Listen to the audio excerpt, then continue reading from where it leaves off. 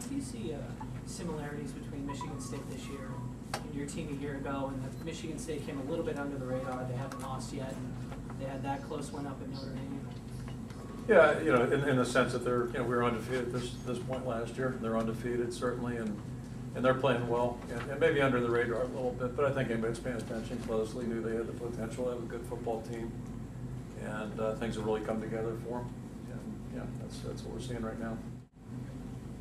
Given some of the mistakes you've made on special teams and Michigan State's propensity for trick plays to keep getting played through their season, and trick plays on special teams, how much do you do more in that area this week? Yeah, and they do a good job offensively with trick plays, gimmick plays, whatever you want to call them. So it's not like they just hold them for special teams.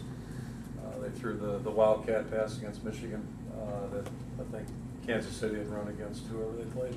Same play. Castle threw them down there. But we saw that on the Michigan tape. So they're playing to win. They're not just throwing stuff out there. It's well conceived, and they do a good job executing it. And all those kind of plays, whether it's offense, defending their offense, or special teams, you have to be sound in your responsibility. And so that's something we have to be very, very aware of. I just know we played Michigan the week after Michigan State had played. Looked to me like all three of those backs. I asked them if any of those guys could be on loan. We're not allowed to trade or swap in college, but they've got three backs that can probably be starting for a lot of people. They got three excellent backs. Their guys up front do a good job. But part of the run game effectiveness is the fact that they can throw the football. They make you defend everything. So they've got the ability to run the football. They've got three excellent backs. And, they throw it around pretty well too, and they got good skilled players and good tight ends. So it's just a tough team to defend. You can't load up on one area. Yeah, I mean, it's going to be a challenge. It's going to be fun. This is going to be a game that we're looking to try to test us. Actually, I mean, Michigan State, we have a lot of respect for their program. I mean, they're a tough physical team, and that's how they've always been. Coach Antonio has done a great job with that program. So I mean, it's going to be a game that we're looking forward to, and definitely, hopefully, we can rise up to the challenge. Do you look at Michigan State's resume? They started the season a bit under the radar for people who weren't paying attention to the Big Ten. Now they're 8-0. They had their miracle win against Notre Dame, and yet a lot of people are just sort of sitting there like, how are they going to lose somewhere? Does it remind you a little bit of you guys last year? It does, and it's kind of exciting, but it's also kind of scary because at the same time, this was a game last year that a lot of people were picking us to lose. Yeah. Like, oh, there's no way they'll get past Michigan State, and we pulled it out at the end. So we have to make sure that we don't kind of fall into the trap of, oh, this is a team that's coming in here and they've got to lose sooner or later, might as well be to us. That's the sort of mentality that's going to get you beat. It's got to be, this is the way we're going to do it. This is our game plan. They're a great team coming in here. They have every, rhyme and reason why they should win this game. We've got to be the ones that have got to overcome it. Is it a different feeling when a top 5 team comes to your place on a weekend? I don't want to say it's a different feeling, but it's pretty exciting. Just like last week, we had a big team coming in, and same thing this week, and we just got to come out with the win. You mentioned that Cousins is similar to Tolzien. Well, he had a pretty effective game against you guys. So what do you change this week? Just like you said earlier, we just got to execute better.